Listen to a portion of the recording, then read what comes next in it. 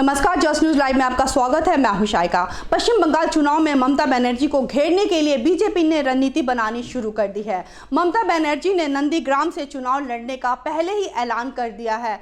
ऐसे में बीजेपी कश्मकश में है कि ममता के खिलाफ किसे मैदान में उतारा जाए। टीएमसी से बीजेपी में आए शुभेंदु अधिकारी ने बीजेपी की केंद्रीय चुनाव समिति की बैठक में ममता के खिलाफ लड़ने की इच्छा जता चुके हैं। दूसरी तरफ बीजेपी नेता बाबुल सुप्रियो ममता के खिलाफ चुनाव लड़ने का मन बना चुके हैं।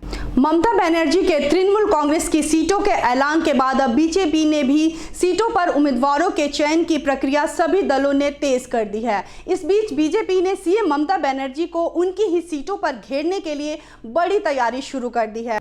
अब तक बीजेपी ने उम्मीदवारों की लिस्ट का ऐलान नहीं किया है, लेकिन ममता बनर्जी के मुकाबले नंदीग्राम से शुभेंदु अधिकारी के लड़ने की बात कही जा रही है। यही नहीं, ममता बनर्जी की परंपरागत सीट से केंद्रीय मंत्री बाबुल सुप्रियो ने लड़ने की इच्छा जताई है। अगर पार्टी हाईकमान की मुहर लगती है तो ममता के मुकाबले दोनों ही सीटों पर बीजेपी के हैवी वेट कैंडिडेट होंगे। ऐसे में ममता बनर्जी के लिए अपनी सीटों पर भी मुकाबले को हल्के में लेना आसान नहीं होगा।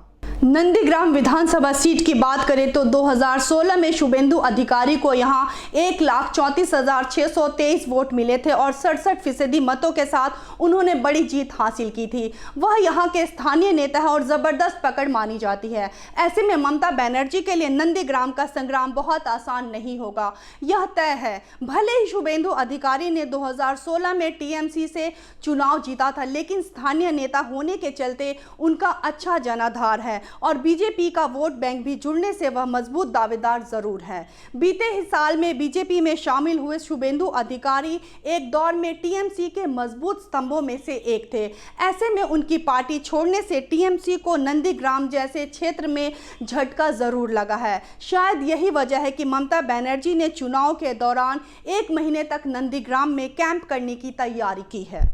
इसके बाद 2016 में भी वह यहां 25,000 से ज्यादा वोटों से जीती थी। उन्होंने कांग्रेस के सीनियर नेता प्रिय रंजन दास मुंशी की बेटी दीपा दास मुंशी को मात दी थी। केंद्रीय मंत्री बाबुल सुप्रियो यदि यहां से उतरते हैं तो ममता को यहां भी समय देना होगा। बीजेपी के रणनीतिकारों का मानना है कि इससे ममता बनर्जी अपने ही 2 सीटों पर ज्यादा समय देंगी और प्रदेश के अन्य हिस्सों में कम समय दे पाएंगी। इससे टीएमसी की रणनीति प्रभावित होगी और बीजेपी को इससे फायदा हो सकता है। भवानीपुर के अलावा ममता के नंदीग्राम से भी लड़ने को लेकर बीजेपी यहां चर्चा कर रही है कि वह हार के डर से एक और सीट चुन रही है। भले इस प्रचार से नतीजा न बदले, लेकिन जमीनी स्तर पर यदि ये ऐसी धारणा बनती है तो टीएमसी की संभावनाओं को नुकसान होगा।